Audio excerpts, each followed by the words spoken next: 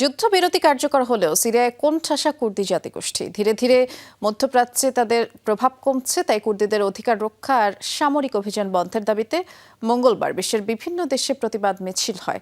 তুরস্ক থেকে সীমান্ত দেয়াল টপকে অনেকেই সিরিয়ায় ঢোকার চেষ্টা করেছেন। এ সময় নিরাপত্তা বাহিনীর সাথে সংঘাত হয়। বিজলি কেবলসের স্কিন কোটেড ইনসুলেশন আগুন প্রতিরোধী। বিজলি কেবলস, নিরাপদ আজীবন। সিরিয়ায় এখনো নেভেনি আন্দোলনের আগুন। এরই মধ্যে তুরস্কের সীমান্ত দেয়াল টপকে প্রতিবেশী দেশটিতে প্রবেশের চেষ্টা চালাচ্ছে কুর্দি সমর্থকরা। নিরাপত্তা বাহিনী টিয়ার শেল ছুড়লে বাধে সংঘর্ষ।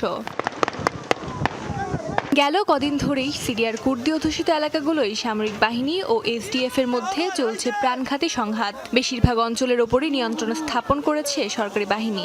তাতে অস্তিত্ব সংকটে পড়ে কুর্দি জাতিগোষ্ঠী।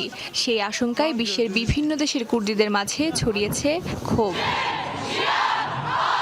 এরই মধ্যে কুর্দিদের অধিকার আদায়ে তুরস্কের রাস্তায় নেমেছে হাজারো মানুষ। দাবি, রাজনৈতিক বন্দীদের মুক্তি আর কুর্দি অধ্যুষিত এলাকায় সামরিক হামলা বন্ধ।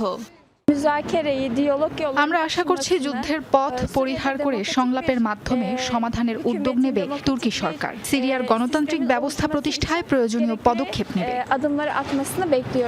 বিক্ষোভ হয়েছে লেবানন ও ইরাকে।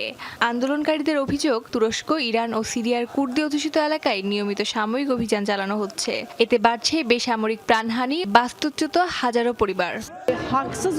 আমরা উত্তর সিরিয়ার অন্যায্য হামলা মেনে নেব না। কুর্দিদের বিরুদ্ধে মানব না গণহত্যা। নারী ও শিশুদের হত্যা কোনোভাবেই গ্রহণযোগ্য নয়। বিশ্লেষকদের মতে মধ্যপ্রাচ্যের ভূ রাজনীতিতে দীর্ঘদিন ধরেই বঞ্চিত কুর্দিরা। আইএস বিরোধী লড়াইয়ে গুরুত্বপূর্ণ ভূমিকা রাখলেও বর্তমানে তাদের নিরাপত্তা ও রাজনৈতিক ভবিষ্যৎ অন্ধকার। কুর্দিদের মানবাধিকার রক্ষায় কার্যকর পদক্ষেপ নিতে এবং সংশ্লিষ্ট দেশগুলোর উপর চাপ বাড়াতে জাতিসংঘ ও পশ্চিমা শক্তির প্রতি আহ্বান জানিয়েছে বিক্ষোভকারীরা। ইরাক, সিরিয়া, তুরস্ক আর ইরান, এই 4 দেশের সীমানায় বিভক্ত এক জাতি কুর্দিরা। নিপীড়ন, সামরিক অভিযান এবং রাজনৈতিক বঞ্চনার অভিযোগ তুলে এবার বিশ্বমঞ্চে আরও জোরালোভাবে নিজেদের দাবি তুলে ধরেছে এ জাতিগোষ্ঠী।